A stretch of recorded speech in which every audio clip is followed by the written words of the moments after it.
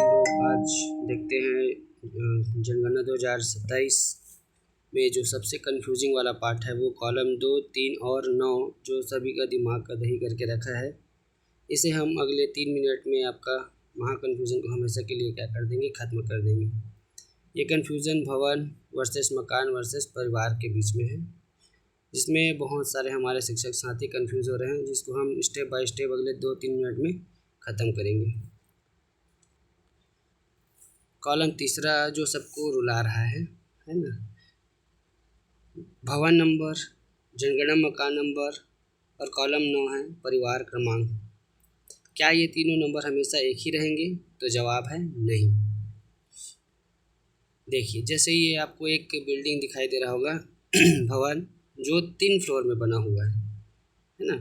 तो रूल ये है कि एक भवन के अंदर कई मकान और एक मकान के अंदर कई परिवार हो सकते हैं। जैसे कि आपको इस चित्र में दिखाई दे रहा होगा कि ये बिल्डिंग्स 2 फ्लोर में बना हुआ है। तो ये बातें हमको ध्यान में रखनी है। सिनेरियो पहला कंडीशन ये हो सकता है कि मान लो हमारे पास एक भवन है और उसमें एक ही दरवाज़ा है तो और एक ही परिवार है। तब हम इसको कैसे लिखेंगे कि भवन नंबर 1 हो जाएगा जो 4 डिजिट में रहेगा 001।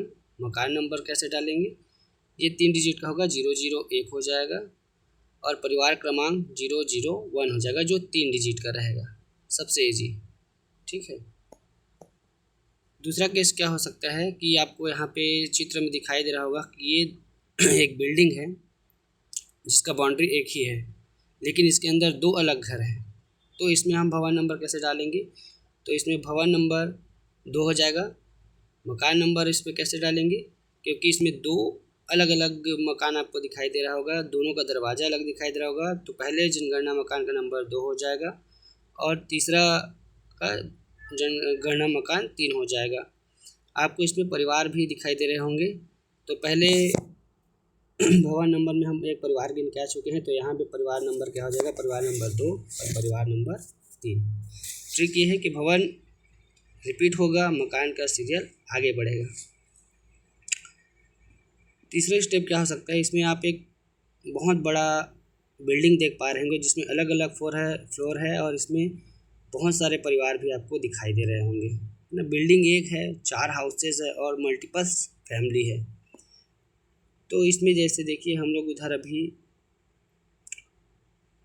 3 फैमिली गिन के आ चुके हैं, तो यहाँ पे अगला फैमिली क्या हो जाएगा, फैमिली नंबर 4, ठीक है। हाउस नंबर 4 में फैमिली नंबर 4।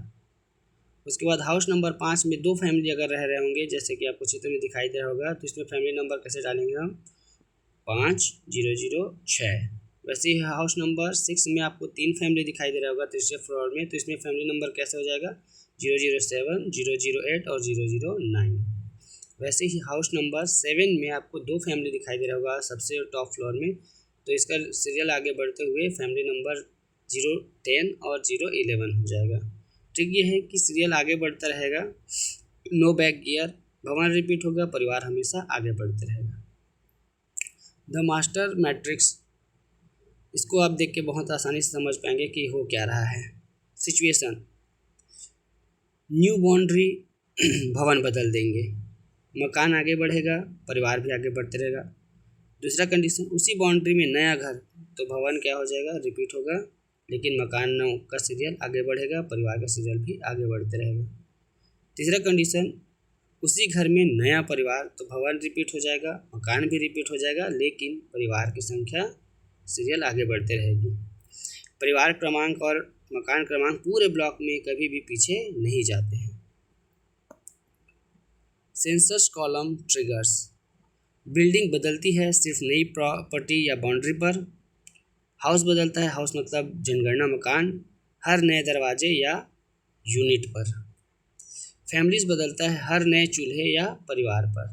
तो ये ट्रिक हमेशा आप याद रखना, अपने दिमाग में याद रखिएगा तो कोई कन्फ्यूजन नहीं होगी। इसमें देखिए भवन नंबर हमेशा 4 अंक में होगा, जैसे 0001, 0002। मकान और परिवार नंबर 3 डिजिट में होंगे, जैसे 001, 0011। एक कॉलम की गलती पूरे सीट बिगाड़ सकती है, कटिंग से बचें। Thank you.